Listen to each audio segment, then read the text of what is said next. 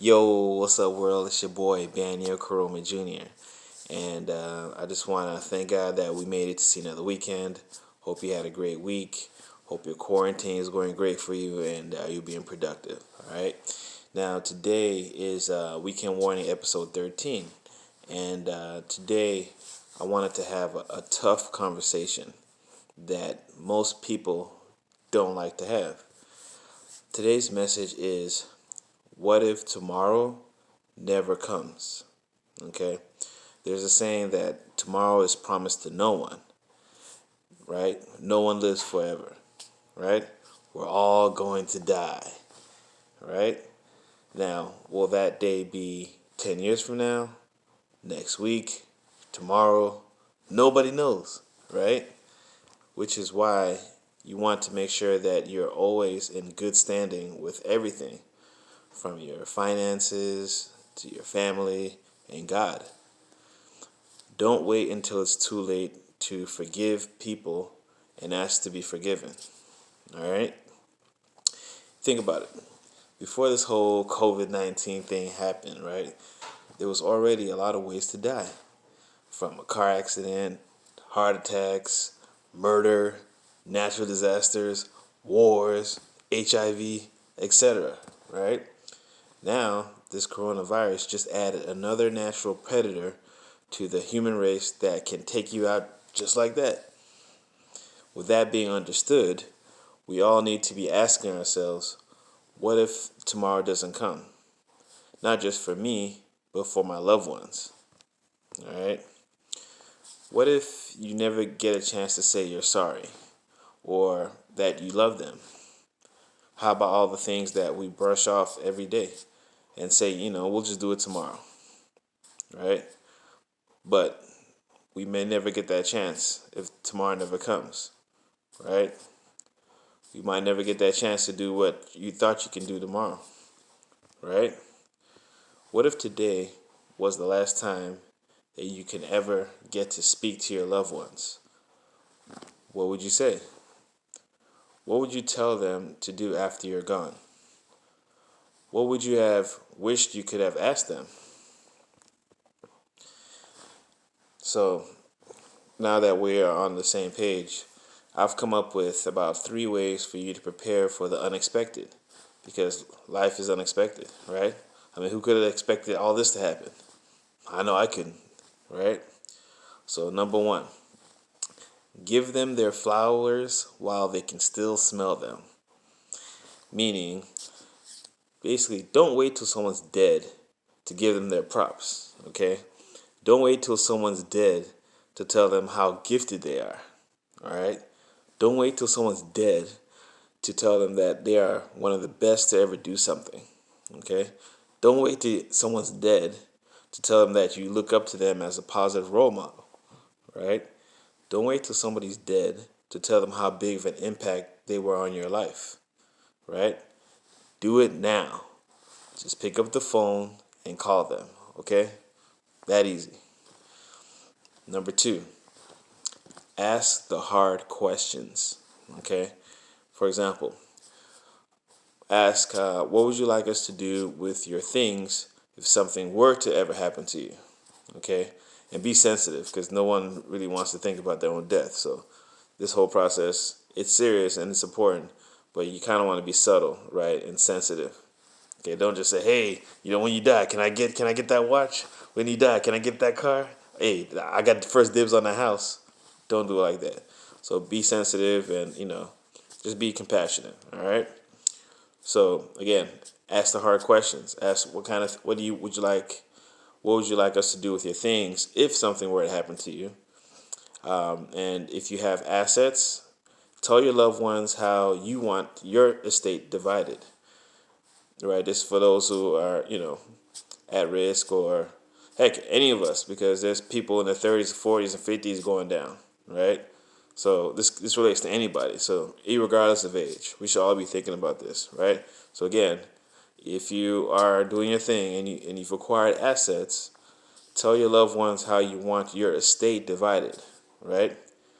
And by the way, don't do it verbally, okay? Write it down, and at the very least, email it to all your family members. What an email does is it actually leaves a paper trail. All right. Obviously, the best thing to do is to put it in a will. But, I know a lot of us like to procrastinate, myself included. Just make sure that your family has an understanding, right? Or at least a plan just in case the unexpected happens, right? So what you don't want is your family to be fighting each other over materialistic possessions, right? Because this is what happens when people die. All you will see most of the time is that the kids will be fighting over who gets the house, who gets the car, and that's what you don't want, right? It's already tough that a life has been lost, right? Don't add an extra burden on your family by giving all this confusion as to how your estate's supposed to be divided, right? So again, what you don't want is your family to be fighting over your stuff, over your materialistic possessions like your car, your house. Family will fight over things you don't even think of, like pictures, family pets, etc. Right? So just take all the stress out and just put it down on paper or at least email it, okay?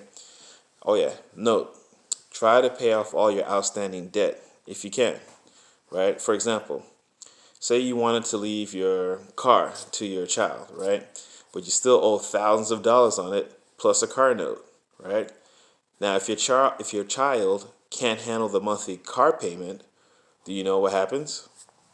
The bank will repossess the car. Yes, the bank will repossess the car. If you don't believe me, check out that movie called Repos. It's actually a very funny movie. It's starring, I think, Michael Blackson, Cat Williams, AJ Johnson, a whole bunch of other people. It's actually a classic. I think you can find it on YouTube. All right. So back to the subject. So now that I'm done with that shameless plug.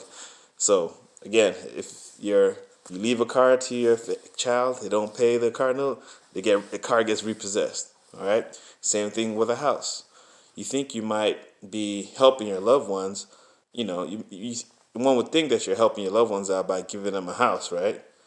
But if they can't handle the mortgage, just like the car, if they can't handle the car payment, the car gets repossessed. Well, if they can't handle the mortgage and the taxes, then the bank will foreclose on the property and sell it for even less than what you paid for it, right? Now, how is that helping your family out? It's not, okay? So let's start setting our families up for success, okay? Lastly, while I'm on the subject, if you have less than $10,000 in savings, do your family a favor and get a life insurance policy, okay? Last I checked, the average funeral cost is $7,000 to $10,000. Don't make your family have to struggle even more financially to pay for your funeral. It's bad enough they're already emotionally distraught, okay? Again, these are all the things that we don't want to think about, right?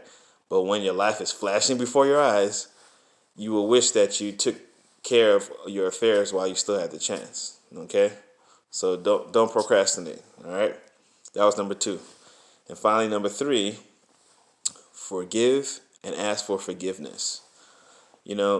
This one might actually be by far the hardest one to do, okay? It's so easy to hold a grudge, right? But what we don't realize is that holding grudges is like walking around carrying weights on your soul, your spirit, and your subconscious mind, okay? Besides, how is God going to forgive you if you can't even forgive other people, right? Forgive, but don't forget, all right? Matter of fact, on that note, I believe in the book of Mark chapter 11, verse 25, it says, "And whenever you stand praying, forgive if you have anything against anyone, so that your Father also who is in heaven may forgive you your trespasses." See?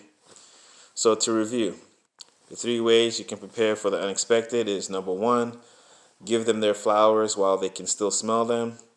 Number 2, ask the hard questions. And number 3, forgive and ask for forgiveness. And that's it.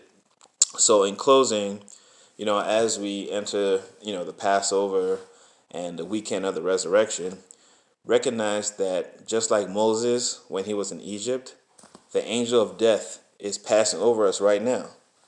So not only is this the time to repent and get right with God, but now is also the time to ask yourself, what things about myself am I willing to let die and bury for good?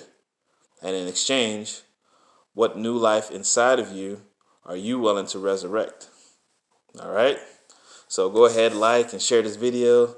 And remember to please subscribe and hit that bell so you'll be notified when I drop my next video. All right? Again, it's your boy, Daniel Coroma Jr. I love you, and I pray that you have a safe, blessed, and corona-free weekend. All right? Have a great, happy Easter, great Passover, and I look forward to seeing you again next week. All right? Peace.